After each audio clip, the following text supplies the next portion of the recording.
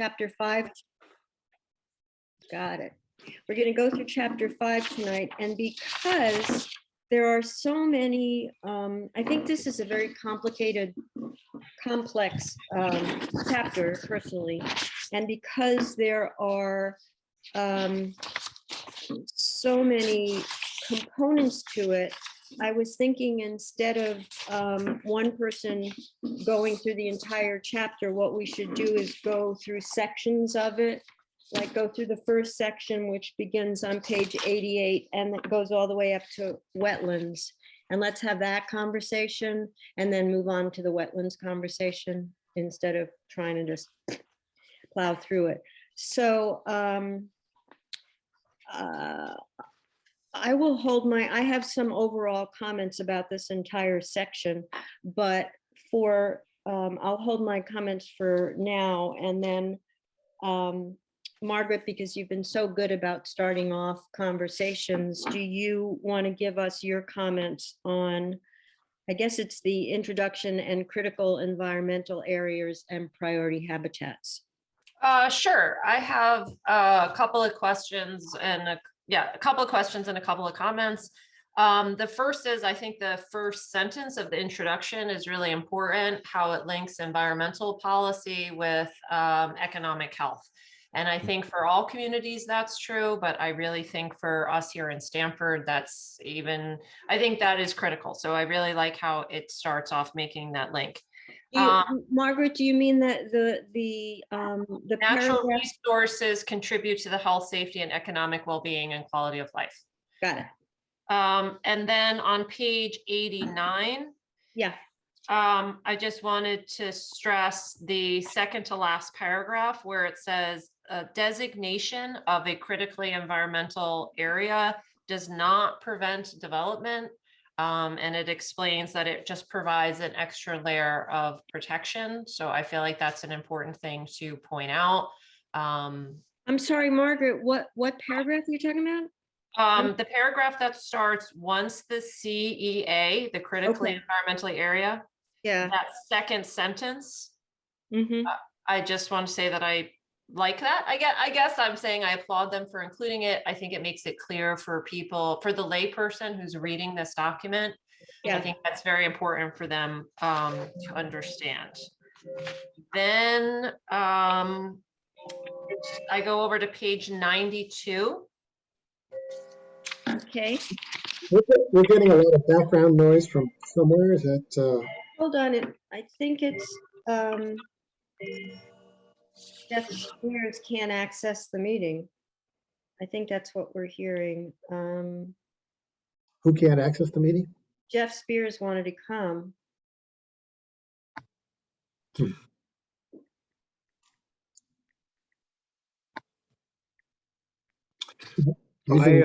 I didn't see it on the town website, so I had to go back to our email. I'll send it to him. Okay, it is on the website. We're having terrible trouble with the website right now. We can't actually get into it, but we're remediating that. But the post that has the wrong date on it does have the meeting information on it. Be that as it may, thank you, Nathan. Did you see the chat message from Steve Horowitz there who said that the link in your email didn't work for him? Okay. I don't know why that but is. He's here, so that's a good thing. We're really having problems right now. So everyone's just gonna have to bear with us till we get the website back. I'm sorry, Margaret, so you were on page 93? 92. Okay. On the second column of plan recommendation, well, no, I'm sorry, the bullet starts designate additional CEAs. But then the last section of it, Gary, where it says once determined the potential wellhead protection area. And that phrase, potential wellhead protection area, is that explained somewhere else in the plan? Yeah, that's a good point, but it's later in the plan. So somebody reading through the plan piece by piece wouldn't have known it. It's in chapter 6. we're not recommending that there be any central water and sewer development.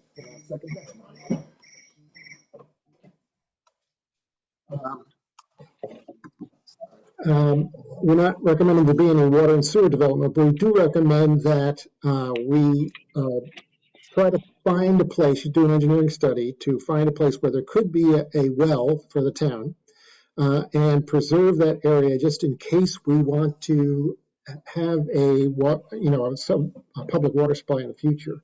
So, So could we just add there, Wendy, maybe see chapter 6, page whatever that is? yeah, I think that's a good idea. Yes. And that's it. Okay. Frank, that you want to go through your comments, concerns in that first section, critical environmental areas and priority habitats?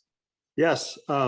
However, Margaret hit all of the same notes. So let me see if I can identify those that she did not bring up. On the first page after the contents, there's a grid. Wait, what page are you on, Frank? Yeah, my page is 88, so your page may be 87.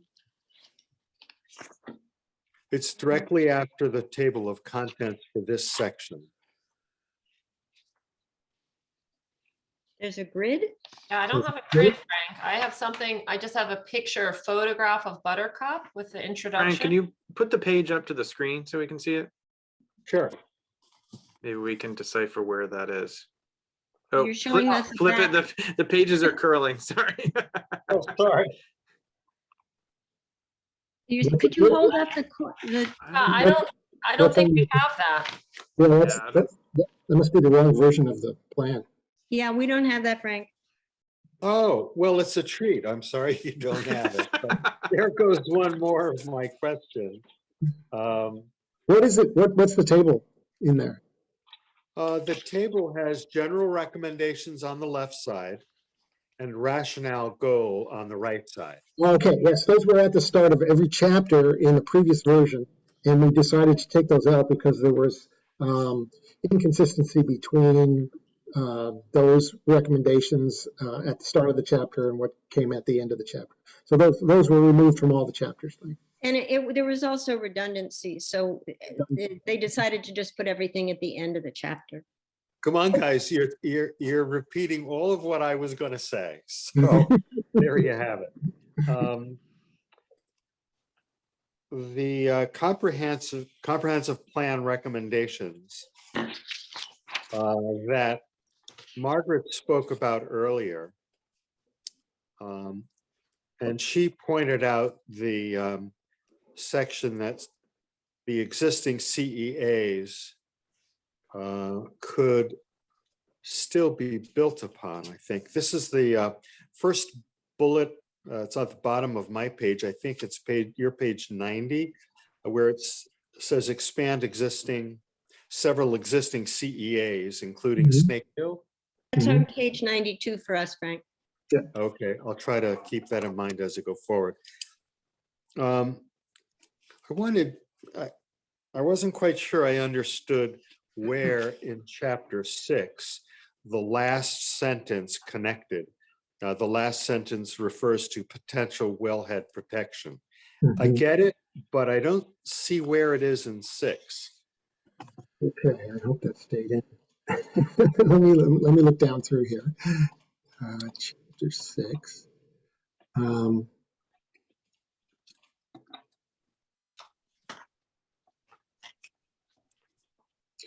Okay, if you look at the comprehensive plan recommendations, which is on my page 118, I don't know which page that would be for you, Frank.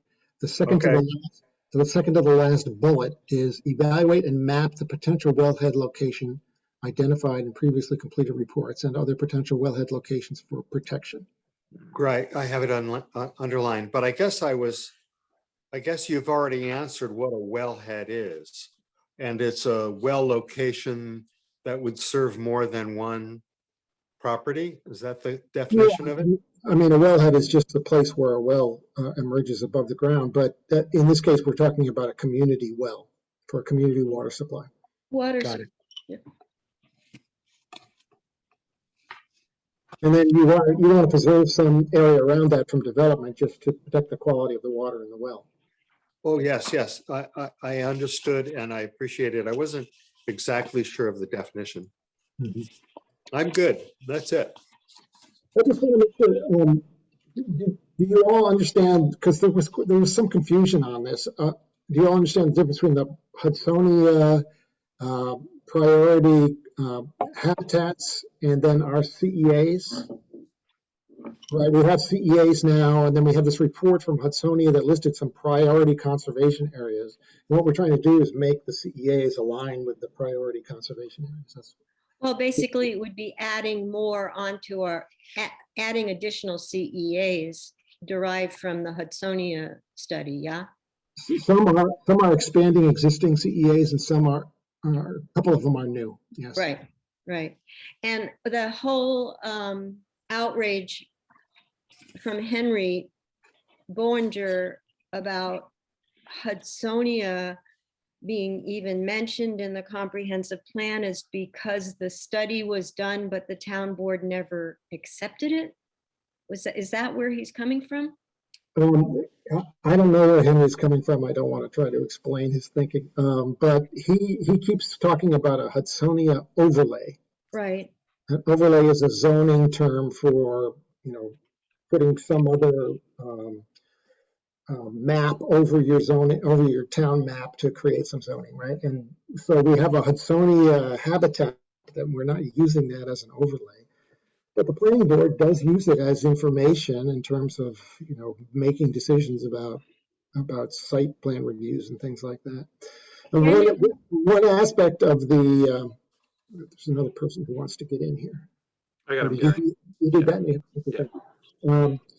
One aspect of the Hudsonia report was identifying these priority conservation areas, and that's what we have mapped here. We have a copy of that. Is that part of the index of the comprehensive plan, or is there a copy of that study floating around somewhere? Yeah, we do have electronic copies of it. In the previous master plan, we had it on the website. I don't know. I don't remember if it's up there now, but it might be. I mean, the alternative, I don't even want to, I'm not proposing this. If, it would be ludicrous to pay. Hudsonia studies are not inexpensive. We just paid for one for Burdick Park. It was only 5 acres, and it was a very thorough habitat study and listed all the if we had endangered and what was native and what wasn't. And it would be extremely expensive to do all of that work over again for the entire town. And I doubt that very much has changed as far as what our critical environments are. So. Right, it would be pointless to do it again. Yeah. Because it's primarily based on, wetlands and things. The only thing that would have changed would be if some area that was previously identified as an important habitat has been developed, But I don't think there's been much of that. Nathan, before I go, would you like to jump into this part of the chapter?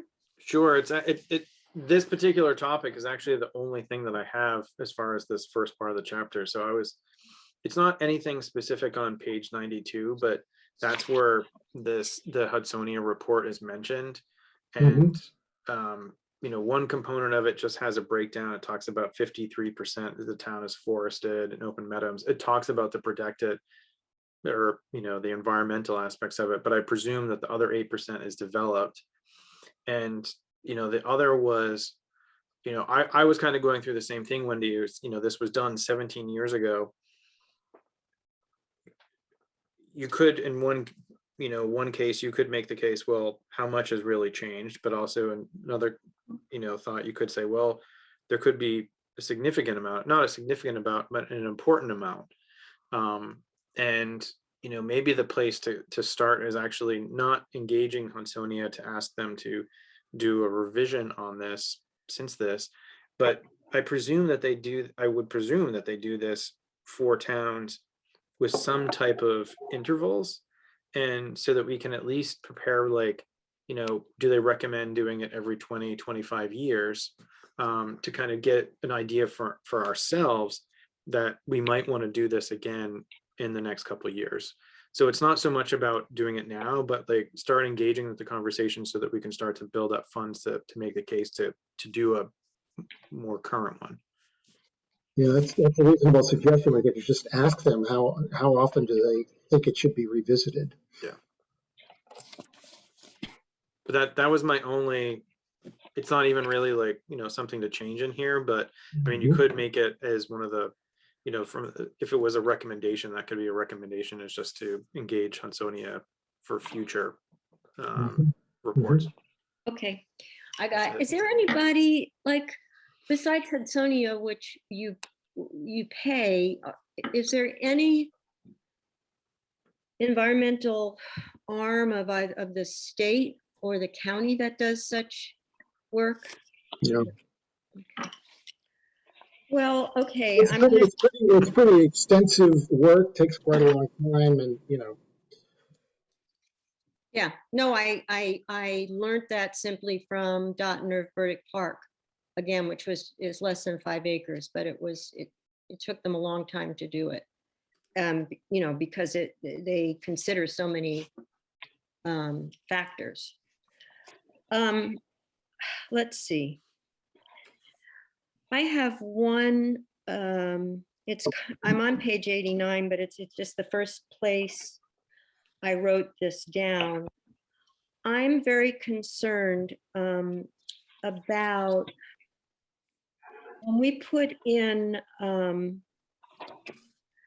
a regulation or a stipulation, like Margaret on that paragraph that you liked and thought was important, where it says at the end of that paragraph, once the CEA is designated, blah, blah, blah, and the end of it is rather it provides an extra layer of protection because the action will be reviewed by the lead agency according to seeker. This is an overarching concern of mine. Seeker long form studies can be very expensive. And to do a site plan or to have an engineer can actually tank a project. And that was, I remember this very distinctly. That's what happened with Big Rock, not only for the farmers market, but I think when Mark wanted to put in lighting, and the planning board wanted him to do a site plan review and I believe the long form seeker, and he had to drop the project because he couldn't afford to do it. And I think this will come up as we impose more regulations to protect the environment.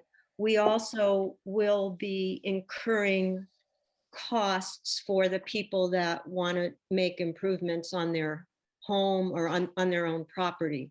And that concerns me. It concerns me, like, how do we establish, and I'm spitballing here because I don't have the answer, but how do we establish a fund? Like Everett Cook and Helen don't have a problem if they have to do a long form seeker, but other people would. So Wendy, can you make the connection between the CEA and that topic though? Because what you're talking about, I guess I'm misunderstanding how that's connected with these critical environmental areas with a business. It's connected every time that things are being, maybe I'm jumping the shark here and I have to wait until we get to another. No, in concert, in this, on page 93, let me just continue and then I think I'll get to where it's, Okay. As I said, this is an overarching concern of mine. Yeah. So on page, now I'm on page 92. And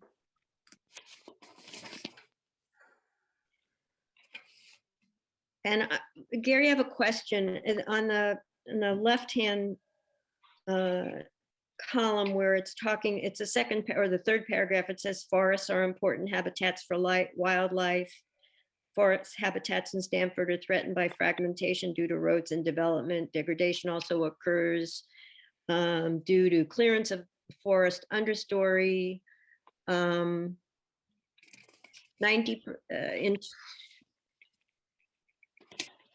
so I'm logging. I'm sorry, I'm confused by my own notes. 90% in 2024, Sunny estimated approximately Stanford. One of the blocks is contained entirely within Upper Wappinger CEA. Could you walk us through 5.3, figure 5.3? Because I just couldn't figure out what was what. All right, this is a figure that's straight from the Hudsonian map. But let me just step back to one thing that you were saying before, Wendy, and that is that so there's a seeker process for a site plan review, and because something is in or adjacent to a CEA does not necessarily require a long form. Oh. If the planning board decides that it could threaten the CEA, the planning board can require a long form, but it doesn't necessarily require. So it really, all it does is alert the town to the fact that this is an area that's considered ecologically important, and so we should take care of it, basically. So, but again, my concern is paying for the. I mean, we needed to get Bob Butts to do our long form seeker for. I guess we just passed the law for the farmers markets, and it's not a cheap process. So I want to figure out if there's some alternative funding. If we go forward and require all of this extra protection, layers of extra protection, the question comes up to me, how do people pay for that? And I don't think it's fair to just leave it. I don't think it's fair to leave it on the burden of the person who is seeking action. And then the other side is, well, do we establish a fund and it turns out to be taxpayer money? Like, is that a valid use of taxpayer funds? So I'm a little stuck on that quandary. And then I guess the next thing I was fumfering about was you want to pick 5.3? Yeah, could you just walk us through 5.3? Because okay, do you have that? I can just share the screen if you'd like to do that. Yeah, that would be better than this. Okay.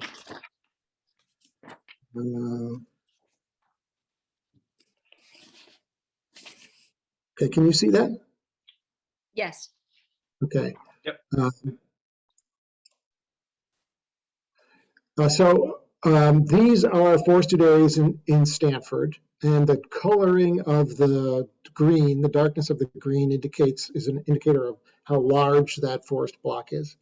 And you can see the key over here. I guess I got to take this down so you can see it. So in terms of large forest blocks, we were just looking at those that are 1,000 acres and larger. So there's this one here. This is right in our current CEA. And so, like I said, that's sort of a minimal protection. It just alerts the town that that's important. But anyway, there wouldn't be anything else you could do there. The second large forest block that's over 1,000 acres is here. This is between 82 and Huns Lake Road. There's a lot of patchwork of different owners there. And, protection of something like that would be difficult. It would be, I think, hard for people to understand and get behind. So what we suggested is that the town board consider how to do that and potentially offer incentives to individuals to help protect that forest block. That's what we're suggesting. If we decide that's impossible, there may be other forest blocks that we might think about protecting over here where there are larger landowners. For instance, there you wouldn't have to get so many people behind it, and they may be more willing to protect the forest block. Some of them, I think this one is actually in a conservation easement at this point. I don't know what the conservation easement says about the forest land, but that would be worth looking into. Do you know whose property that is, Gary? I don't know. But this one, this one, you can't see my finger, but the second one that you pointed to, that's, no, This yeah, one. I don't understand how we could protect that. Mhm. Simply because, as you said, it's a lot of, it's small parcels of land that end up making up a larger forest block. Mhm. I don't know, where is it that you, well, I read it, so it's here. You're talking about, how do you suggest that those people get, what are the incentives if they're tax breaks? Could be tax break, could be, transfer of some sort of a development right. It wouldn't be a complete development right, And I would point out that, logging is not the issue here, because logging generally returns something to forest. What you want to avoid in these is some permanent conversion to another land use, whether it's commercial or housing or whatever. So that's what you want to be targeting. So how much of the forest is already in easement or is already protected? I don't have that number. So a lot of this side of the town is in conservation easement. You just have to look for the overlap between these forested blocks and the easements. Okay, thank you. Carrie, so Wendy, on page 90, there is an overlay map that shows the 6 CEAs currently. Mhm. So that would at least give you an indication of where things are at now. So Right. I understand your concern. Yes. So Nathan, just to be clear, I'm not recommending that second forest block become a CEA. Right. Right. We're not recommending that. No, but didn't the plan, I'm wasn't the plan talking about, yeah, it's, I'll get there, but the bullet on page 92 on the left side says, protect 2 large forest blocks, areas 1,000 acres of contiguous forest, figure 5.3, from further fragmentation. Protection could be achieved by implementing incentive programs, including purchase of development rights. And my But question, that's not a CEA. I'm just, it doesn't matter to me if it's a CEA or not, Margaret. It's just that it's a suggestion within, on page 92, for protecting the forest block. If you're reading the same bullet I am. And over and over, I kept asking myself, by whom? Like, what entity is going to be purchasing these development rights? The town can't. And, It doesn't have the money or it can't. I meant basically because of funding. I mean, I don't understand how we can end up using taxpayer money to buy up a bunch of the town, so it can't be further developed. You're not buying land with purchase of development rights. You're buying the development right, which serves some purpose for the town. So this is why towns purchase development rights for farmland and things like that in order to maintain it. But more often they work with the Land Conservancy to actually take control of the development rights. But all this conversation, we interrupted Nathan, who was going somewhere, and we sidetracked him. I'm sorry about that, Nathan. No, it's okay. I was going back to the original example that was, and maybe I'm confusing and missing something, and there's a piece of information, but the original example was about a property that is not near one of these CEAs. Mm-hmm. So is it about refining some of the zoning and or planning rules? It says if you're not within that, in a certain area of a protected area, that you have to do this environmental study. Okay, I'm not clear on it. Are you talking about the forest block now, that second forest block? No, I'll go back to Wendy's example. So she was talking about the Big Rock Market and the installation of lights. And it was going to be cost prohibitive because there was going to have to be a seeker form was going to need to be completed and submitted, and there's a high cost associated with that. And a site plan review, all of which takes an engineer. And I'm concerned, Nathan, about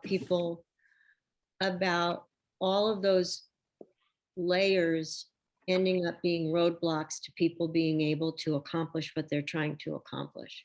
Right, but where I'm struggling is the connection between that conversation and the CEA. That's why I said it was an overarching concern. But I'm trying to understand how it, in the overarching, how it ties to this particular one. Because that example I'm struggling with. Okay, forget that example. Okay. Put that in your mind. But I understand what you're saying is that I think the way that I'm interpreting this is that it goes back to the thinking of overarching. It's overarching. We need to look at the regulations we have in place and provide more specificity and detail so that it is prohibitive where we want it to be with very good reason, but then also it's accessible enough in a way that it supports the development of the town in the way that we're trying to articulate here. So it's just looking back at those things and making those revisions. But I guess I was really trying to make a connection between that example and this particular part of the chapter. Sorry. No, that's all right.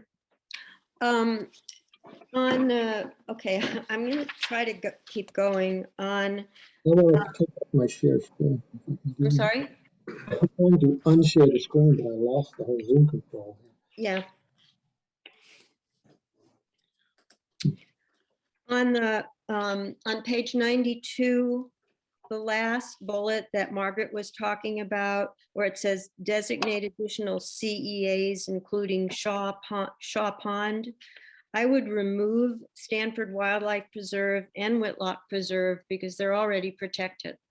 And then I would also, I'm not sure why the town landfill area is in there. That confused me. And then, yeah, so those, we don't need to designate the wildlife preserve. Whitlock, nothing can happen to it. The wildlife preserve is already protected by Stanford, the town. And then why is the landfill there? Because can it also, a CEA could also be a threat to human health. Is that why the landfill is in there? Yes, yeah, and some towns use it entirely that way. For instance, all the CEAs in the town of Poughkeepsie are brownfield sites. So I see. But the reason that they would be included in the things like the Stanford Wildlife Preserve and the Whitlock Preserve is that a CEA also calls attention to development that's adjacent to them that could impact them. So if somebody wanted to put something, next to the Stanford Wildlife Preserve that would affect that wildlife preserve, that the planning board would review that as adjacent to a CEA. And would that trigger a long form seeker? Not necessarily. Okay. I sound like the anti-conservationist. And I'm not. It's just I'm concerned about overreach. Where it says conservation easements. Does it make any sense to have owners identify properties that they'd like to sell the development rights for? Just as a step toward this not being quite so random. Like, can we try to find out in advance who might be interested and then work with Dutchess Conservancy or the Land Conservancy or the other one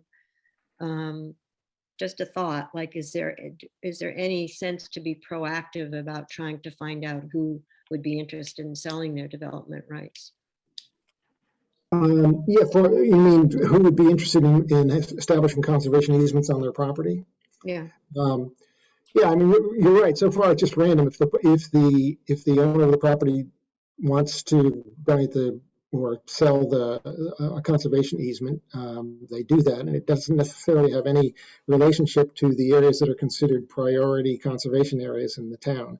Right. So the purpose of this is to target that effort towards the areas that are of importance for biodiversity. That's what those priority conservation areas are about.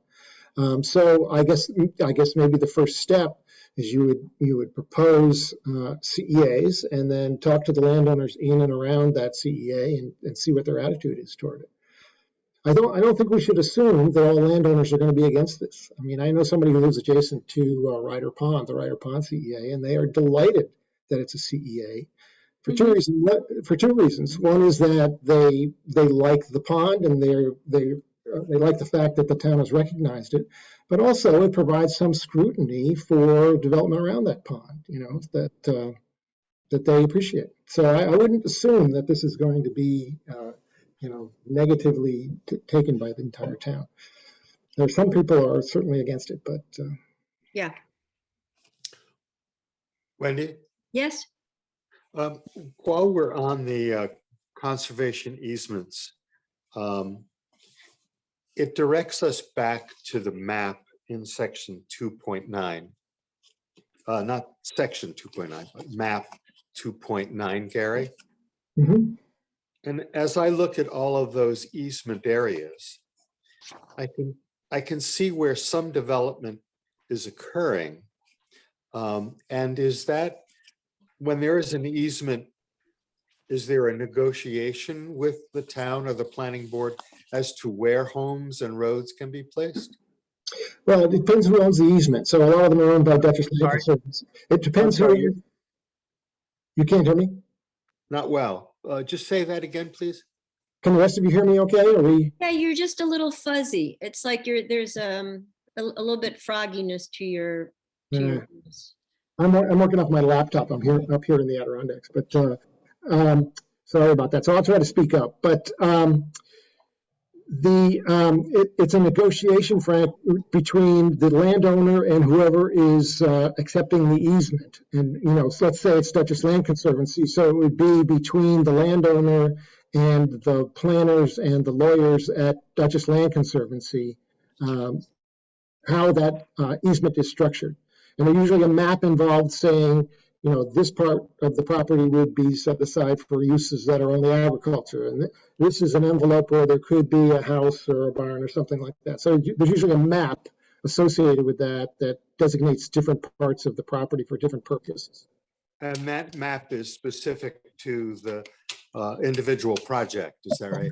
Exactly, yeah. That's worked out for each property, and the planning board has nothing to do with it. The town has nothing to do with it.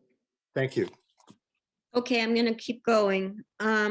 Where it's purchase of development rights, and it says PDR programs are voluntary, incentivize already willing landowners to sell development rights to the municipality. Local governments create a fund to compensate landowners in exchange for development restrictions on their property. Once the purchase is final, the land is encumbered by a conservation easement or other development restrictions recorded on the title. And again, my question is, how do we pay for that? We put those in there, Wendy, just because we're using those terms in the document and we wanted to make sure that people understood what they were. And we do suggest that might happen sometime, and but how that money is found is really a town decision. We don't make any recommendations on how to do that. There are a number of options that other towns do that. The county does it too. I get, again, it's like my overarching or underlying concern is with these suggestions, how do we actually actuate that? If it's going to be taxpayer money, is that going to be a valid use of our funds? And you don't have to answer that, Gary. It's just, it's a concern of mine. And we could look at how other towns do that. I mean, that would be the first thing you'd want to do. I know the county has a real estate tax that does it, and so does Red Hook, and other towns may have other ways of doing it. Right, that's what I was gonna say. Red Hook has done it quite a bit. I mean, so it's a valid concern, Wendy, but there are lots of our neighbors have figured out ways to make it happen. This might be aspirational, I think, for the near future or maybe the long-term future. But I don't think that we should exclude it and dismiss it just because it's not something that we could accomplish in the next, 2 years. It might be something farther down the road that could be accomplished. And this also might be a question that if we have Nina Peak, the consultant, sit in on one of our final workshops, that she'll be able to speak to how other towns have done it. Because it did, it was a great big red flag for me, just as like, oh, it's great to suggest that, but how are we going to pay for it? And I think I might finally be able to be quiet now. Yes. So I didn't actually have changes so much as concerns, just about financing this stuff. Okay. The next section, did we get everybody? Yeah, because Anne's not here. Is wetlands, water courses, and water bodies. Margaret? Sure. It's really just in the comprehensive plan recommendation on page 99, where it says consider a local wetlands ordinance. Just to be clear, Gary, you mean a zoning ordinance? Well, wetlands ordinances are generally separate from a zoning ordinance. They're a standalone thing that just there's usually a map of what wetlands are concerned, and then it's got regulations associated with those wetlands, what you can do, what you can't do. There's a buffer around the wetland, that sort of thing. So keep it a separate ordinance. And actually, maybe Wendy, I'm just looking at the language here where it says consider a local wetlands ordinance. Maybe you want that word added to some of these other things that, maybe the local government can consider a fund. Yeah. Yeah, good thinking. Yeah, that's a great idea, Margaret. And I'll go back and look for, or you can help me look for places where that would. But that's it for me for wetlands. I have a question on that actual, that same topic. Because it's not protected, is that why there may not be a map that delineates those 12.4 acres?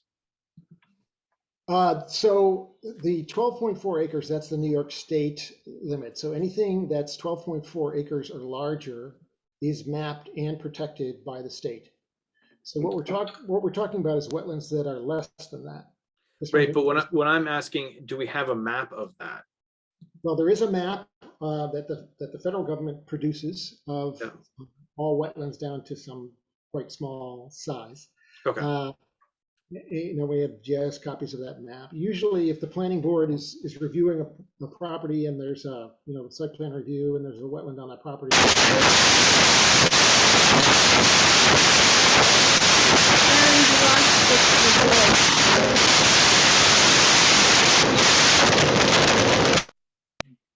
Yeah, that made me. Oh, I thought we were in the Ukraine. You didn't hear that at all? No, we didn't, because there was static. All we heard was like an explosion of static.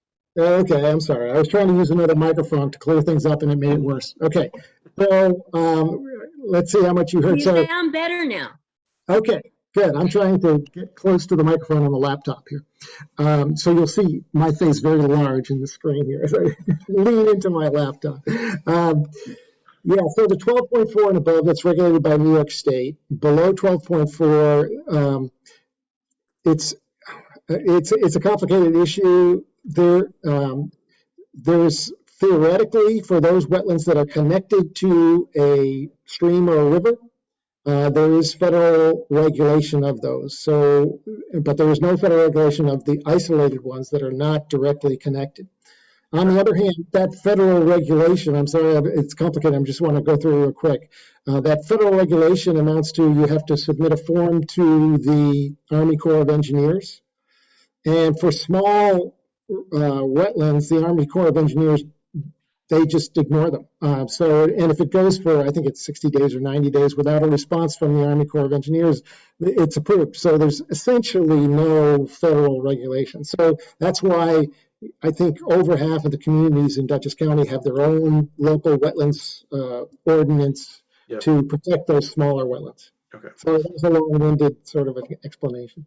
No, it's helpful. I was just asking because the comprehensive plan to this point has a lot of documented maps, whether I know that they were generated, but I didn't know if there was one that also provided a view into where the wetlands actually are now, regardless of size. Yes, so we had that in the plan at one point. I thought that was in chapter 2, but maybe we took it out, put in the appendix, or maybe we took it out entirely. But there is definitely a map. Okay. Of which ones? Of the wetland, all the wetlands. Okay. And it shows which ones are state regulated. So you mean like my little tiny koi pondette would be on that map? No. Okay. It's a natural it's. Yeah. Nathan, is that it? On this page, I thought we were going through as a group and not. Well, we're going through, the next thing we're going through are the wetlands, water courses, and water bodies. So anything else I have in that area? Yeah, just in that part of the chapter, which is very short. Yeah. Yes, I have the next part of it is the floodplains, right? And then the steep slopes. So hold on, we're not there yet. No, that's what I'm saying. So we're not, okay. Yep, then I'm done. Frank? I'm done. Well, I have the same, I'm back in the one recommendation. And it seems like I'd love to see examples of other towns' ordinances because I can't quite envision what they would look like. And that might be something I can ask Nina to provide. But it seems to me like I don't understand who would do the oversight of this. And it seems like almost an impossible task. But again, I say that without seeing, how other towns are dealing with it. Other towns do deal with this. I assume it's some combination of the planning board and the zoning enforcement officer that do it. As long as if you've got these things mapped, then you just have to look to make sure that there's no disturbance. So a lot of it happens in site plan review, right? So if there's a wetland in the site plan, then the planning board tries to get the applicant to avoid disturbance to that wetland. Well, since it does get handled in site plan review, I wonder why we actually might need this additional ordinance. Because if somebody's doing something on property that does have, smaller wetlands and they want to do something that's close to it, the planning board is going to step in and deal with it. So why would we also need this? I think it's really important to map and lay out exactly which wetlands we're talking about, what can and cannot be done, whether there's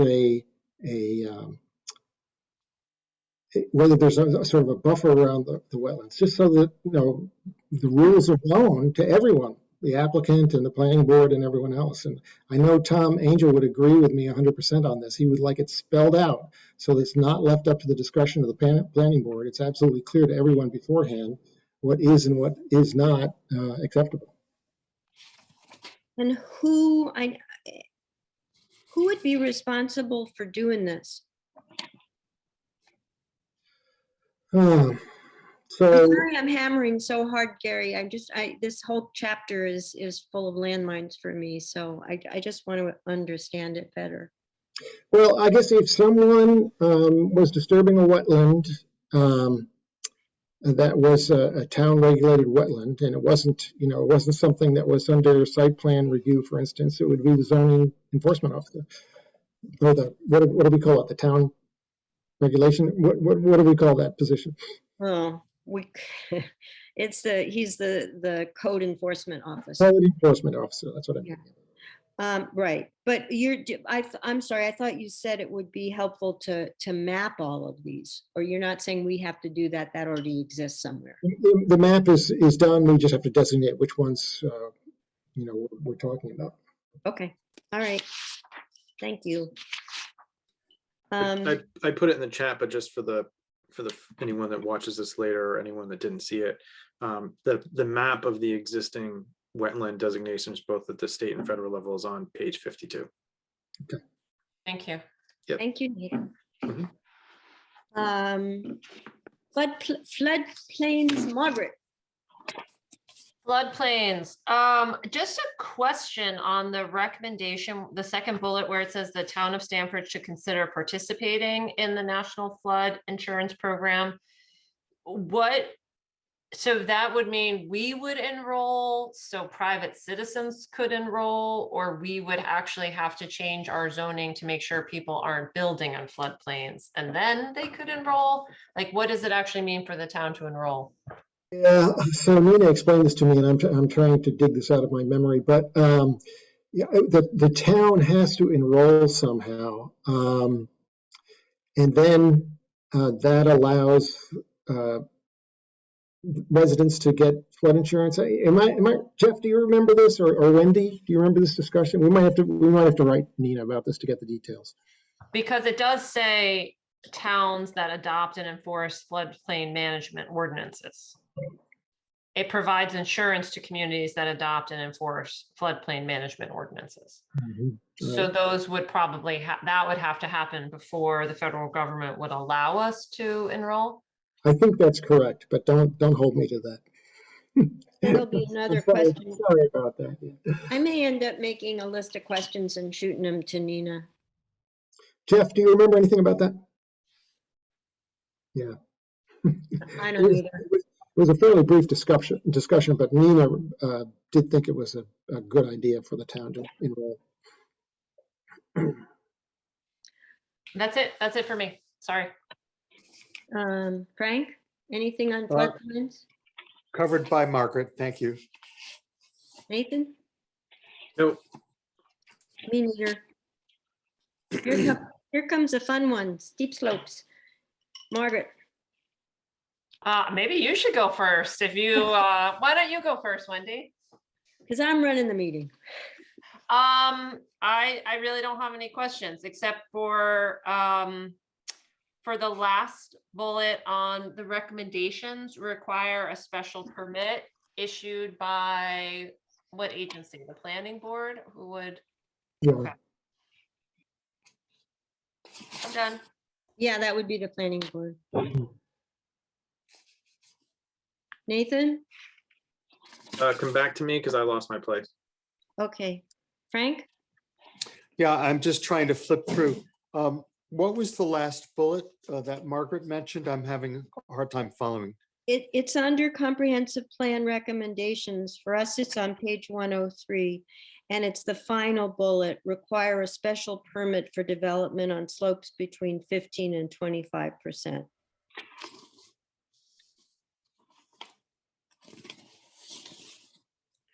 I'm sorry to delay here. Yes, I see it.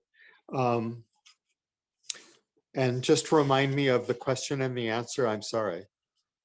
She just wanted to know who would be requiring the special permit, and it would be the planning board. Yes, got it. Great. Did you, is it my turn? Yeah. Okay, great. The first question is after the first paragraph of ridgeline protection. We're not in ridgeline protection yet. Are we? We're in steep slopes. Oh, okay. I thought it spilled over. I have Maybe. nothing. I have nothing on steep slopes. Thank you. Nathan, did you find your place? I did. I just had two questions, both on page 103. Hmm. So the second paragraph on the right column, where it talks about the different slopes between 15 and 25. Again, it's just another map question. Do we have a map of the town roads and their grades? We have a map of the slopes in the town, including those that are between 15 and 25, and I think the roads are on that map. Isn't that map in the appendix? I believe it's in the appendix. Okay. Let me just get down there real fast and see if that's the case. It was Is that the- originally. Is that the 2-11 topography one that's in the appendix? I don't remember. I'm looking through it now. The appendix is quite deep, so I wasn't sure. Yeah. Official geology, topography. Well, in that map, I guess we redid that map. What's shown in that map is the slopes that are over 25%. It doesn't show all the different gradations of slope. We have that map somewhere, and Nina could provide it if you wanted to look at it. Okay. Yeah, it doesn't need to be in here. It's one of those things where it's like, it's good to have a reference. And then the next one was the first bullet, excuse me, in the recommendation. Just a little bit of clarification on minimal. And then as a sub question, would any code revision here, will that prevent some of the locations that are, or would it have prevented, not because I'm talking about things that are already built, but would it have prevented certain things being developed in certain situations, like Bengalamenia Road? There's probably a bunch of properties there that are close to or exceed the 25%. So I'm just wondering, I'm just trying to, it's not one of those things where I can go out with a protractor on a hill and see what it looks like. So I'm just trying to think of other existing properties that this might have, if they wouldn't be able to build had this code been in place. I don't know. That's an interesting question. I guess if we overlaid that map of the slopes that are greater than 25%, with current, housing map or something, we could see that. Okay. I mean, builders for the most part try to avoid that. Yeah. But does that also include the roadway, or even if it's a private road, the roadway to get to said property? Because I could see how that could factor into things as we think about our volunteer fire service. We want to make sure that, in a snowstorm that, there's already going to be impediment with the snow, but also that the incline of the property is something that doesn't prohibit that as well. Yeah, that's a good point. I was just going to bring that up. I don't know how you. Jeff, I got you. There's one down on Upton Lake now that has a driveway with incline and a bunch of curves in it. That's almost impossible to get a regular size fire engine up. It's fairly new. I think it's over Patricia Lane. How did that get past the planning board or the zoning board? I mean, I know when our neighbor put in there, the neighbor. Yeah, we granted him an easement on our property to make that final curve because a fire truck couldn't have gotten up there or not. Yeah, that's another issue. That's another good driveway question too, because I have not driven a fire truck up that. But I specifically know there's one down, and I believe it's off Patricia Lane. It's way up on the top of a hill. Yeah. And I don't know whether the house is built on a slope, but the driveway certainly is a consideration, and that should have been caught and it still should be addressed at this point. I mean, I'm sure the insurance company would be interested in knowing it. Well, Yeah. and that's kind of where I was going with that question is like, do we, as we have some sort of code revision here, does it also need to retroactively make some sort of note to properties that are already falling in that, so that, you know, different entities aren't, you know, culpable of whatever might happen there? I don't know, because, you know, I can see if there was a fire and the fire department couldn't get there, is there something that they could do legally? And it's like, well, you also built the property in a way that made it difficult to get to. Is there anything that we should Right. think about there? Yeah, I mean, if you want to build a spot that's impossible to get to and take that risk, it's kind of on you, you know? Right. But, Yeah, but I think Nathan's got a good point. You don't want them to be able to sue the town for that. So, I mean, the town could go through and say, okay, these properties we're not going to be able to get to. So you're on your own in terms of fire. right.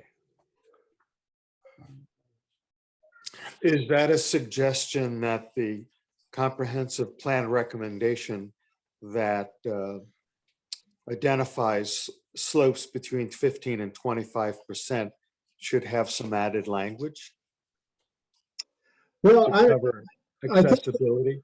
I think that issue about fire department accessibility is more than just slopes. Yeah. You know, it's about the way the driveway is configured and all sorts of things. So it goes a little bit beyond the topic we're discussing here. Yeah, Oh, that's agreed. just a common sense issue when somebody goes to do something ahead of time. Like, I know that the development down at Darling Sand and Gravel or whatever that's going into effect, that subdivision. I mean, the plans were forwarded to the fire chief for comment, you know.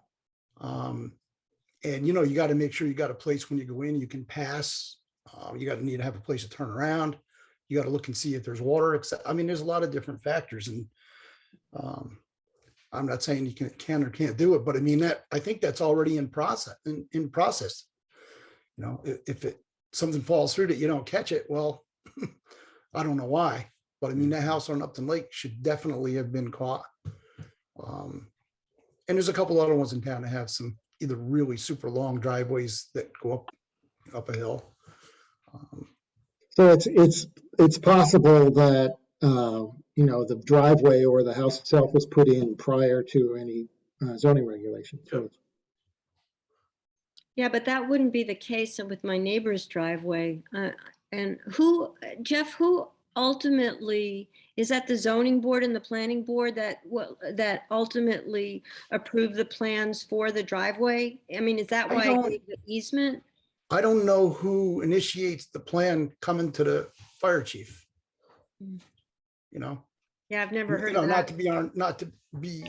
It depends who the fire chief is too at the time. I mean, you take a look at it, you sit down, you take a look at it with the rest of the fire company, you just say, oh, I don't have time for this, you know, it looks good to me, or it could be I don't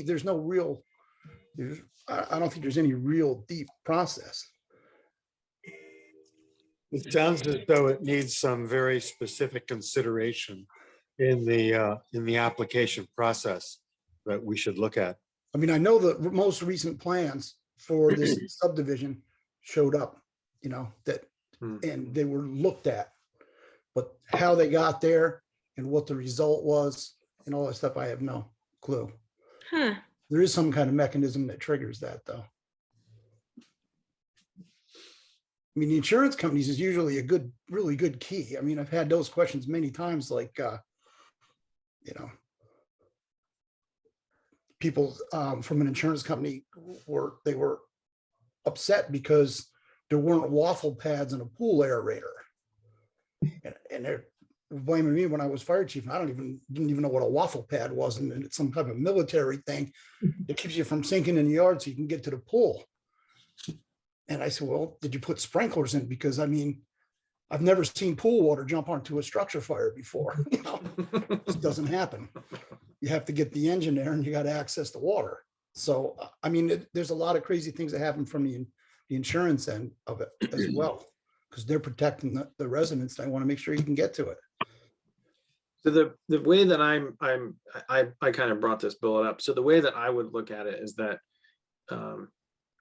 well, I don't think it requires a revision to this bullet necessarily. It's just the future consideration probably needs to have a little bit more thought around code.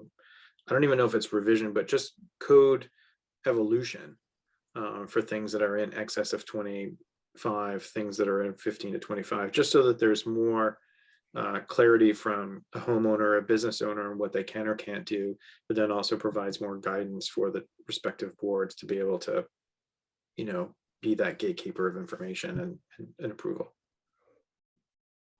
But you're not suggesting we go backwards and try to correct driveways that are already. No, I'm not. But it just, no, I'm not. No, I'm not. I wouldn't do that. It's really just about like, hey, you have it exists that way. I mean, part of my driveway is steep as well, but it's one of those things where well, understanding with that property and in that condition, just here are some things to be wary of that the town considers that to be in X information. So it's not about going to change it, or if I want to change it to be in that, that's on me, but I'm not forced to do that. Okay, is it my turn? If in the second paragraph on the right column, it says, in general, land with slopes in excess of 25% is considered unbuildable. So if it's considered unbuildable, why do we need bullet 1? If nobody in their right mind would try to build on something with a slope that's 25% or more. The answer is not everyone is in their right mind. Frank Lloyd Wright comes to mind. Frank Lloyd Wright. Did he live here, Jeff? No, but he's built a lot of houses on cliffs and stuff. He did live in New York at one point. I guess I'm back to funding. Require a steep slope analysis assessment to confirm no practical alternatives, and require a special permit for development on slopes between 15 and 25%. I'm not saying we shouldn't do that, but I want to figure out a way where the burden of funding isn't always on the applicant.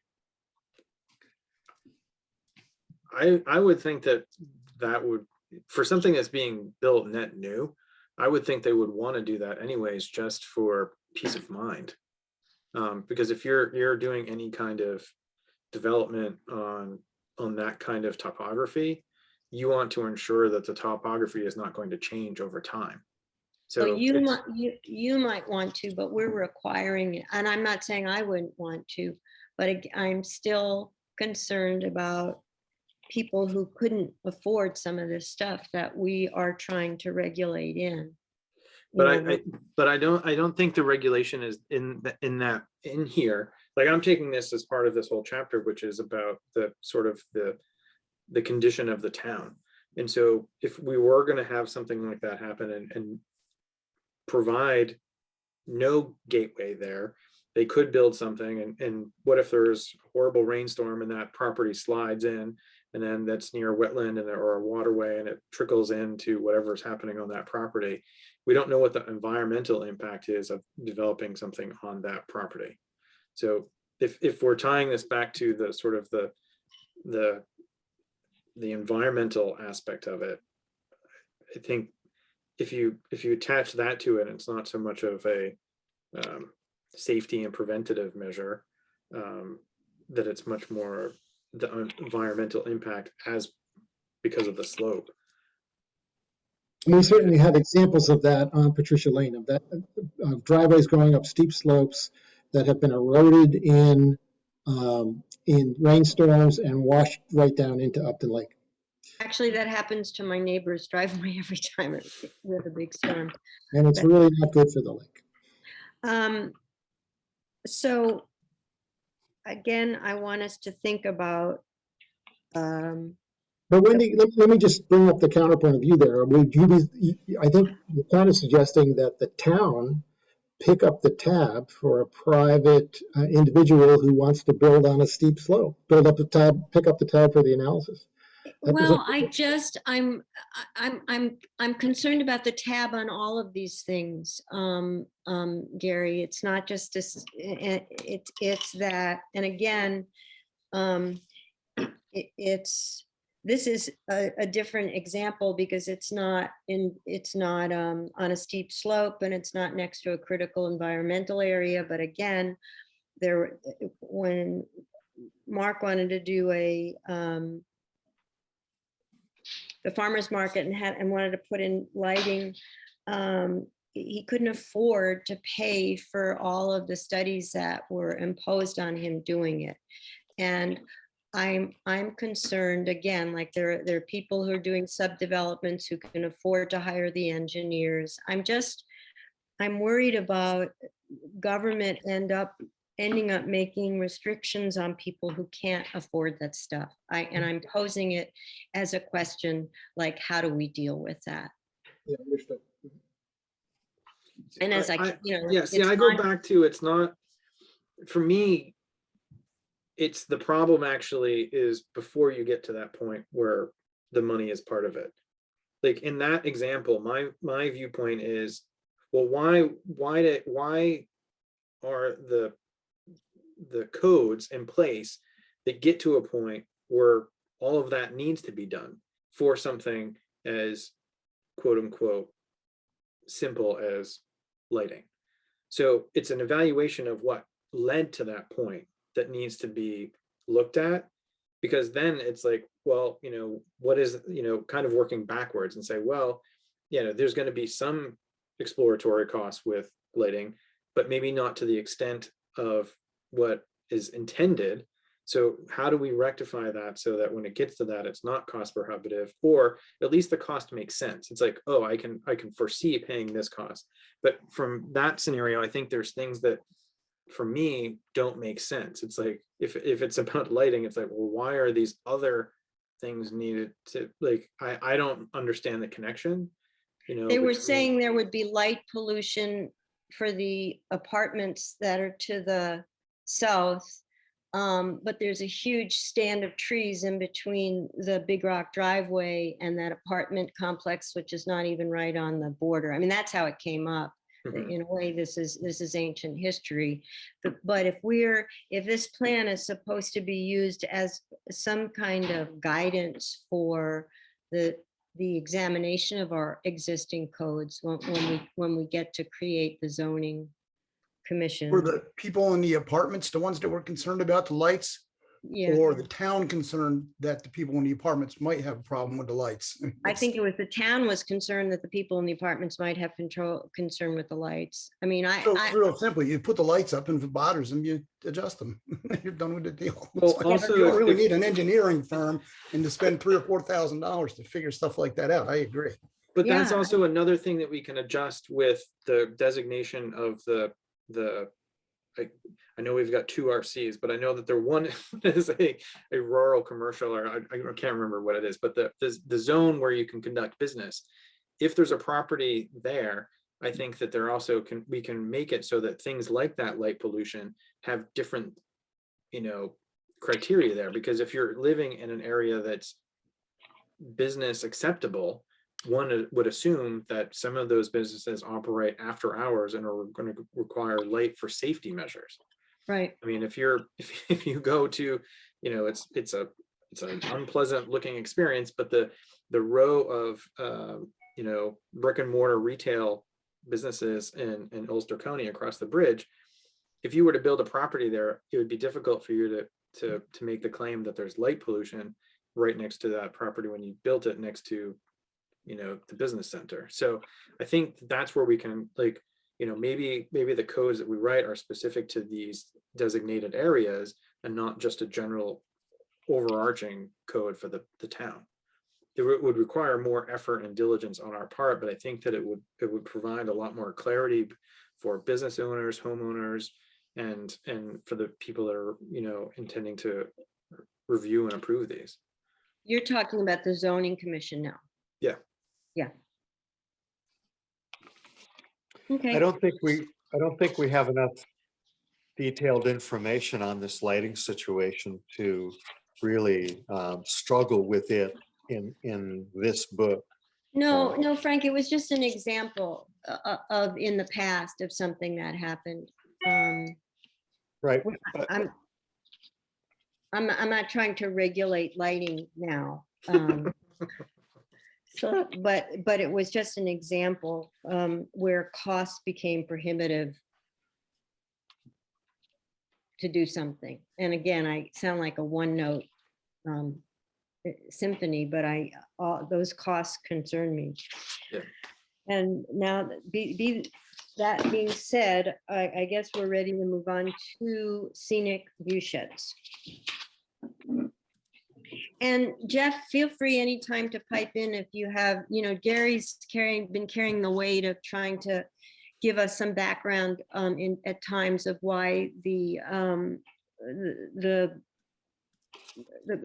committee ended up coming to the decisions that they came to. So if you have an answer for a question that we're asking, just feel free to chime in. Scenic view sheds. Margaret. Well, I have two announcements. First, Anne emailed us, and her comments one was grammatical. So I think you could look at that later, Wendy, and just add it to the notes. But the second one, I think it was Nathan's question just about Hudsonia and if the percentages are still accurate, and kind of similar to what Nathan said about, should it be updated? And the second comment is that the Pine Plains boys basketball team just beat Rhinebeck and they're going to the finals, and that just makes me happy. So I wanted to share the good news. Excellent. I didn't see that in the email though. No, I might have checked Twitter while we were talking. I might have been following the score.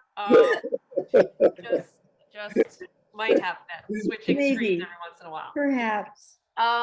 So ridgeline protection. I think obviously we're going to talk about a lot of things, but I can't remember because Gary, we also had the meeting where you spoke to the CAC. So I'm not sure if this is something that we talked about at that meeting or we talked about a different town board meeting, but we had talked about the possibility of having language that maybe the plan for a building should have these different possibilities, like that they should, even if we didn't pass ridgeline protection, that we would consider possibly saying that an architect, a builder would have to consider these different sites as possibilities. They would have to come up with a plan B that did have ridgeline. I'm phrasing this terribly, but that did honor sort of the idea of ridgeline protection. Do you remember when we had that conversation? I don't specifically, but something like that did come up in the comprehensive plan discussions also. So it's sort of having the developer lay out alternatives, one of which would be a ridgeline protection sort of alternative. That's what you're correct. Like they would have to submit that they would have to at least consider it as a possibility. Yeah. But who would ultimately make the decision, Margaret? Well, I mean, that's where we kind of got stuck. But I think the idea was that if we at least had it as something that a developer had to consider, and they had to put the time and the money into thinking about it, that maybe they would end up deciding that that would be the route to go. And that could be something that the planning board could consider when issuing permits. When you say developer, are you talking about like an actual? No, it could be the architect, the person, whoever. It could be one house. Correct. And I think realistically in Stanford, we are talking about one house when we're talking about this. We're not talking about a 100 house development going on a ridgeline. We're probably talking about a very large estate going on a ridgeline. Why do you say that, Margaret? I guess just history in the town. That's just what it has tended to be. Thank you. So, okay. And I've said this to Gary since the very first meeting that I went to, that for me anyway, and I think it turns out it may be for more than me, I thought that ridgeline protection was going to be a really hot button issue. And I find myself after having spent a tremendous amount of time thinking about this and talking to people, that I'm actually against putting in regulations that would prevent a landowner from building their home where they wanted to on their property if they owned the property, if they owned a ridge. That if it was me and I owned a ridge, I'd want to be able to site my house on my property. And I think it's, I just think it's wrong to regulate a landowner's right to build where they want to build. And Gary and I have talked about this extensively. But if you look around Stanford, you will find the occasional, not a lot of them, but you will find a house here and there that was built on top of a hill. And it may not be the smartest place to build your house because it would also be the windiest, but there are homeowners that have done that. And for me, it has not wrecked the beauty of where we live. But I guess this is my new libertarian streak has emerged, and I don't think we have the right to tell landowners where they can put their house. So I'm yeah, that's where I come down on this. I think that the ridgeline protection, or the what do you call it? The ridgeline and a scenic view shed are kind of the same. You know, one's looking up, one's looking down. And a perfect example right now, if you want to see, is Delaverne Hill going into Amenia as far as view shed. I mean, that's being on the top of the hill looking down. And you kind of get the same effect coming from the Taconic State Parkway out Bull's Head Road before you go down the hill, looking off to the left towards Taconic Distillery and that area. You can see a lot of houses spotted in there as you come down that hill. And then there's also a couple of huge houses on that's Old Stats Dairy Farm that are way up on the hill that overlook that. So, I mean, if somebody builds on the hill and somebody builds in the valley, you're kind of going to be looking at each other. I mean, well, and I think what they did on Silo Ridge is horrendous. But that's putting in, I don't even know what you'd call it, because if a large subdivision for Stanford is 4 houses, I don't know even know what you'd call a Silo Ridge project, which huge. Yeah, way too much. Oh, I mean, it's a huge project. I mean, and that's not saying you can't face something in this community like that. You can't what? You could face something like that here. I mean, it's happening in Pine Plains and it's happening in Amenia, like right between the two. So it could happen. We've jumped ahead to scenic view sheds, and that's handled very differently in the plan. So we should probably keep them separate. Yeah, I'm just voicing my opinion on ridgeline protection. So I mean, that whole, I think, yeah, that very simply, I'm against it. I think people should be able to build where they want to build on their property. And if the alternative is for the town to buy, I mean, that's not an alternative. Like, so buy the development rights. If I own a hill, if I own property and I bought it and I want to build a house up there, I want to be able to build my house there. And I don't want the planning board to tell me that I can't. But I think there are cases that can be made for certain guidelines. I'm not going to call them rules, but guidelines, because there already exists certain guidelines that individuals building properties have to consider. You know, so I don't think that this is a stretch. This is just adding another aspect of looking at their property and telling them what they can or can't do. But I think it's also, there's ways to draft it in a way that is not, what I'll call it, it's actually a gray area, meaning that it's not black and white, that like you can't do this and you can only do that, but that there are guidelines on what they are permitted to do. So for instance, that's why I like looking at the figure 5.6, is that, you know, with option C, it's not telling them that they can't build on top of the property. It's saying the preference is to not have it right at the edge of the property on that, you know, that incline. So it's still giving them the affordance to maximize the views from their property, but also still doing the protection of that ridge point of the property. And we have properties that do that already. And I think people have made, you know, they've mentioned some of those.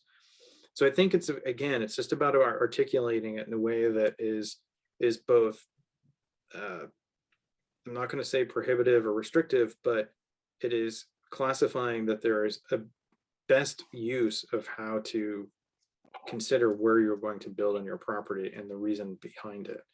And I think that, go ahead.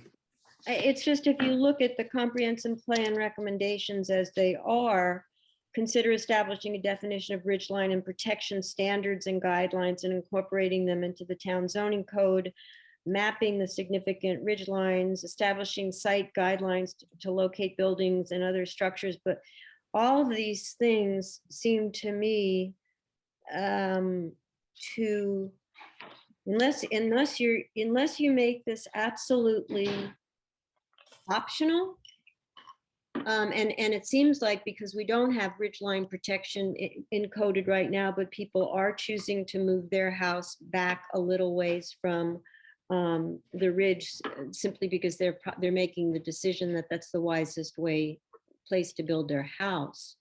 But that's the thing, is that the ridgeline isn't defined. Like, we could define the ridgeline as 5 feet. You know, it's 5 feet from where that ridge is. But there are other things that we have in place already that exist. For Like instance, the fence. We've talked about the fence multiple times. No one can put in a 25-foot fence around their property. So Right, they because own the land, so you could make the case that, like, they own the land, they can put whatever they want there. Right. We've put rules in place that have said you can do things, but there are limitations to it.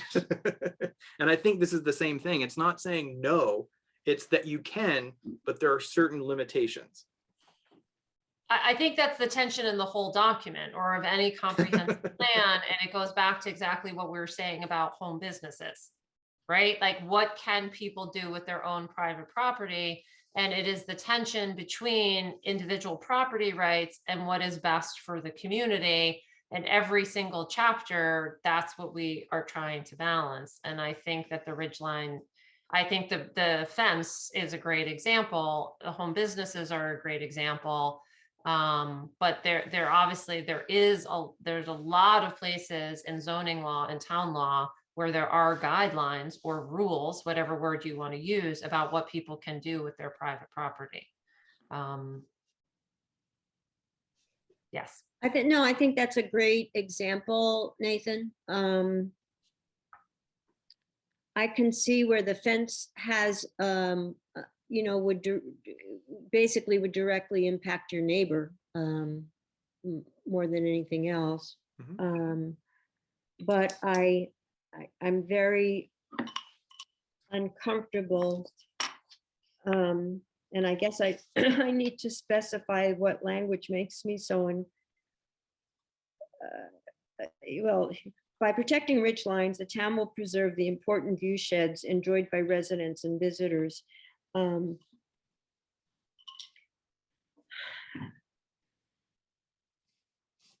So how do you explain that to somebody building a house that somebody might be driving through town and might not like where you put your place? Like, for kind me, of weird. it's tough shit. It's like they're That's what I driving. was thinking. Yeah, I mean, and I just, it's my, you know, it's my land. When you And drive through town and say, wow, look at that house. Look at Kevin Cunningham's house. And you see it from all over town. It's kind of like an icon, you know, I mean, Yeah. I don't have a beef with his house being up there. But if you put it so that you can't see it, somebody drives through town, they're not going to know it's there. Well, that's true, It's like, but building an underground home on the top of a ridge line, you know. It's like, I just don't know get it. how the language could be manipulated so that the response to it isn't, you can't tell me where I can site my house on my own property. And I don't think that this plan is doing that. I think this plan, it's each of those bullets say consider. And so what it's the way that I look at it is the plan is recommending that we have considerate, informed conversation about these topics to determine if there is a way that we can provide something that benefits the majority of the community. That's all I'm reading into this. This is not specifying that it's those things. It's saying consider it, establish a definition. It's not saying that we must do it. Yeah, but it's still the guidelines that the zoning commission is going to use. If we consider it and decide to define ridgeline. But it's in there right now. With the consider, Well, with the consider language, we were definitely sort of kicking the can down the road to further consideration by the town because we realized that this was a controversial issue. Right. So the town would need to somehow figure out a process for discussing this and deciding what to do. But this is some suggestions on the way it could go. But it is. Where did this all come from in the first place? Where does something like, I mean, who thinks of this? I mean, there's houses built on hills all the time. They're all in Europe. I mean, they're like, and I mean, I don't get where the concept comes from. Some like design engineer college class or something. I mean, I just don't get it. It's like, I think we're beating a dead horse here because Yeah, I think so each of the bullets is a consider. I think it's time to move on were because you there's asking no the zoning board to consider it? Yeah, Frank, I don't agree. I know that each of the bullets is a consider, but it's setting it's Precedent. basically, if it's in this plan, it's saying, basically, we believe in ridgeline protection. And that's what we're going on to tell the zoning commission. That even, because if we're asking them to consider this and. Well, why don't we just change the language to be the town board shall consider? I don't think the town board should consider it. I don't think, I don't think we should, and I don't think this is an area we should be stepping in. It's not, I don't, and it's not, I mean, the town board, it's either the zoning, when it goes to a zoning commission, then ultimately the zoning commission, when they come up with new zoning laws, the town board has to pass them. But by having this in the document, we're basically telling the zoning commission that this is something we feel needs to be addressed in zoning code. I would just say, I think it's time to move on because I think it's going to be one of those issues we're going to have to vote on. Right, okay, yeah, we are. So, Okay. I mean, And I think that this also, I know that we are still open, but I think I'm hopeful too that we'll get a lot of feedback and input from the community here. Because this is something that like, I don't predict, Wendy, I'm just countering you for the sake of countering because I want us to be able to have a thoughtful conversation on it. I don't know if I have a strong opinion about this either way. I come from a very libertarian part of the country. So, you know, I mean, the state motto is live free or die. So, I mean, I kind of have that mindset too.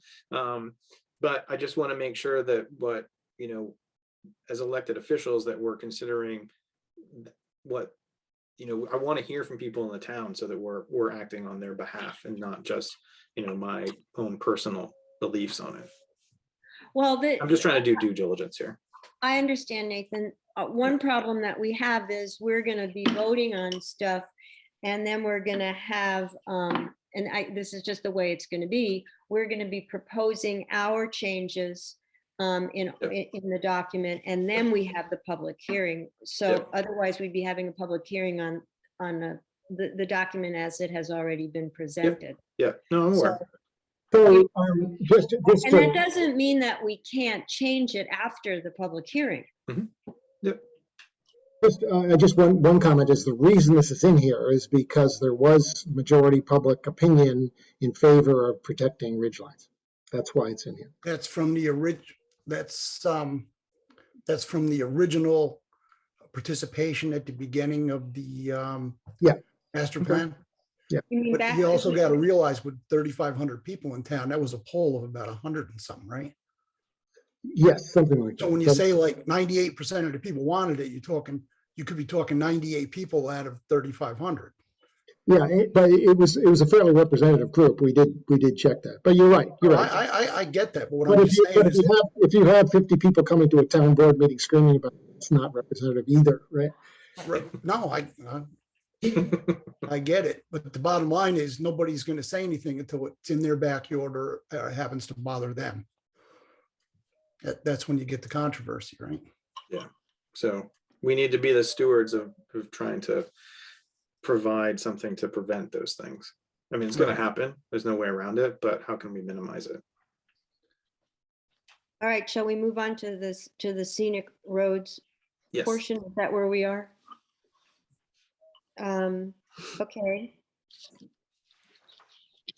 Margaret, you have any comments for scenic roads? No comments on scenic roads. Frank? Just a question. In the scenic roads introduction there, the second paragraph identifies a scenic road advisory committee. Do we have that at present, or is this a We do. remnant of the past?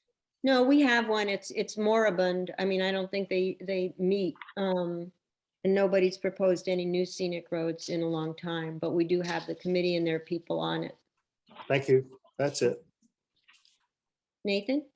I don't have anything else for this chapter, actually. So For me, the irony of the scenic roads is they're all, they're dirt and they're the hardest roads to maintain in the town. And because they're dirt, they wash away, and then the people who live on the scenic roads, Jim gets it both ways. They complain to him when they're putting down material to try to keep the road from washing away, and then he gets yelled at in the mud season because they're terrible ruts. But they're here's not fun for motorcycles either. No, there and one of the scenic roads is so narrow, it goes around that corner on, is it South Anson or North Anson, where you're just positive you're going to have a head-on collision even if you're going 5 miles an hour. Yep. This is just an irony for me on page 107, when the recommendations, there's on North Anson, we don't have eyesore provisions in Stanford, period. It's like, we don't have any regulations, but you would think if it was on a scenic road, and you all may know the house I'm thinking about on North Anson, where the ladies dumps their garbage, and not garbage, but rubbish. So it's not a health hazard, but it's a total, it's a train wreck of a lawn, and it's theoretically a scenic road.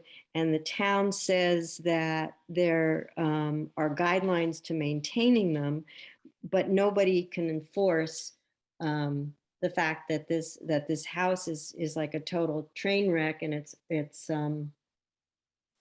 not stuff like you can't afford to upkeep the house. It's like you just choose to throw all your rubbish on the front lawn, and that's just a comment.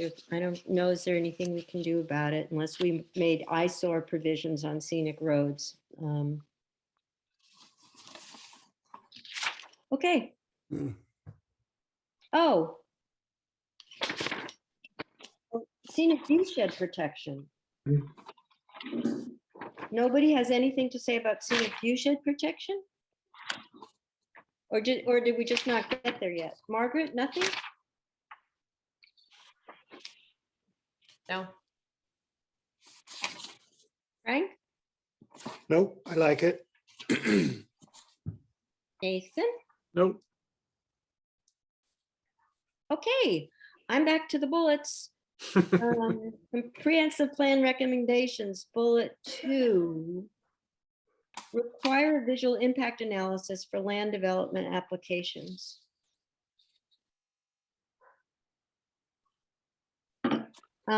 who's going to do that? What are the criteria? It's like, and again, just seems like a landmine to me, Gary. It's like, create a scenic view shed map to identify important view sheds. We already have some, but what happens when we designate others? Like, what does that kick into? Once we've identified them, then what happens to them? Well, What the is way, the- the way this is laid out is that the town would then try to find ways, since everybody agrees that sort of the scenic views are one of the attractive features of Stanford, both for the residents and for tourists. It seems like we need to try to find some way to protect them. So the town, what we're suggesting here is the town offer incentives to landowners within those scenic views to try to protect the view. There's such large areas involved. This isn't something that you could just like, slap some provision on and everybody agrees to that. It's the town has to try to find some way to protect the resource that's important to the town. It's hard to do. Gary, do we have an existing map of the roads and paths that include this scenic view area? There is a map in the current master plan, comprehensive plan, the one that was adopted in 1980, has this provision in it, and it identifies the list of scenic views that you can see here, and I believe there's a map in there also. I'm not sure. It lists the current ones. Well, maybe it doesn't map them. So I guess then that the answer to your question is no, we don't have that map. Thanks, Gary. If you keep continuing to give everybody an incentive to do all this stuff, who picks up the slack? Because when one guy's place has got an incentive and the other guy doesn't get it, one goes up and one goes down. Yeah. I mean, you got ag exemptions, you've got forestry exemptions. I could show you $2 million piece of property that's paying our $200,000. I mean, there's all kinds of incentives out there right now, and the guy that doesn't get the incentive is the guy that's going to pick up that tab. I mean, I don't want to pay $10 every time I go past someplace for the view. Exactly. I appreciate it, but I mean, at some point it becomes cost prohibitive for certain types of townspeople. Yeah. Well, the town has to decide what it is that's important to the public as a whole in the town. And if it decides that some particular aspect, whether it's scenic view sheds or ridge lines or whatever is important, then it may have to spend some money to protect that. And if it's considered to be important to everybody, then everybody should contribute to protecting it. Yeah, I think that's the big if, Gary. I mean, I think that's where you find the. I don't know if it's a big if. I think there's one thing that brings people in this town together, and is that we are not Fishkill. We do not want to be Route 9. We do not want to be Westchester. I'm not saying we all agree on how to go about it, but I think the visual of this town is very important to the people who live here. I agree, Margaret. I do too. I think that's why people want to live here. Right. Of all like different political persuasions, I mean, that's what draws people here. So the question really is not about like, do we want to become Fishkill, but how do we keep it that way? Right. That's the question. And at what, and on whose dime, basically, which is my underlying question. All of this development rights and by all of that stuff ends up on some level becoming an economic question. I agree. And I think you're right. It's good to have the conversation to question it. But I think Gary's right too, that it doesn't just happen. You don't preserve the rural character just by hoping it's preserved. And maybe that does mean that maybe there are sections that we will decide aren't the priority and maybe they should go. But like if we are going to protect our rural character and our heritage, or Frank wants to add our neighborhood communities, that does take work and that usually takes money. Prioritizing the money. There's a Just to direct break in on correlation that. too with that protection. It's not just protecting those things. It's, in my mind, you could actually think of it as an investment, because we're also saying that some of Right, these characters are also what we want to see some of our economic growth in the town around. So there is a little bit of an ROI here, is that we want to do these things so that the town can continue to grow and but not just grow, but also prosper, but prosper in a way that we define, and not, the way that Fishkill, Route 9, the examples that Margaret gave. So it might help, to make that correlation that, these things are an investment in how we want the town to grow. Right. Just to break in on that, if we go back to the figure 5-6 ridgeline protection, and the thought I wanted to add here applies elsewhere throughout all of our conversations, and that is, I can't envision any dollar amount difference to the value of a house that's built at B than it is at A. I mean, there's no evidence whatsoever.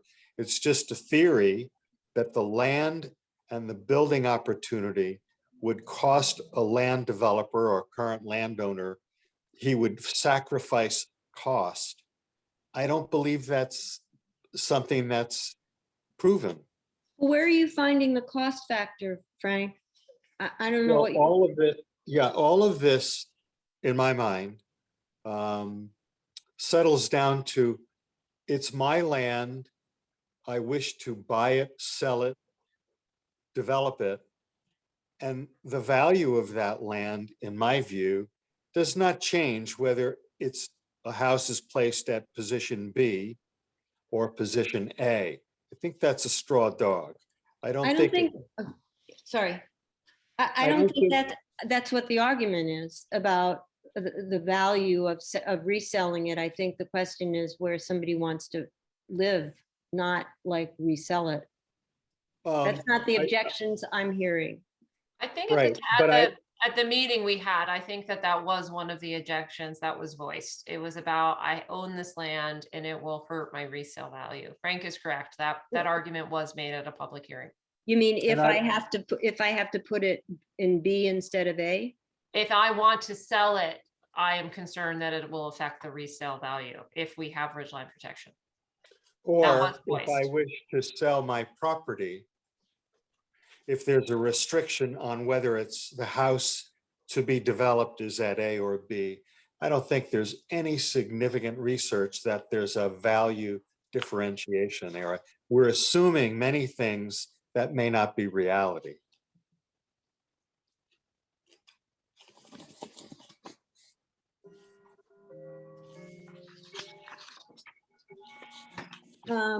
It's this is a very flippant comment, so I'm going to preface it with that, and just for the sake of like conversation, like if anyone is going to be in the future buying land, there is going to be, I would assume, some expectation that there are going to be certain things they can and can't do on the land. And for individuals that currently have land and they're questioning what they can or can't do on it, and they're concerned with it, you could say, well, there aren't guidelines in there now, so do what you want now before there are in the future. But again, that's prohibitive too. And I know that material costs have skyrocketed and all that, but like I said, it's just a flippant comment. You really got to look at the, really mean that, but what's that, Jeff? Look at the real estate ads.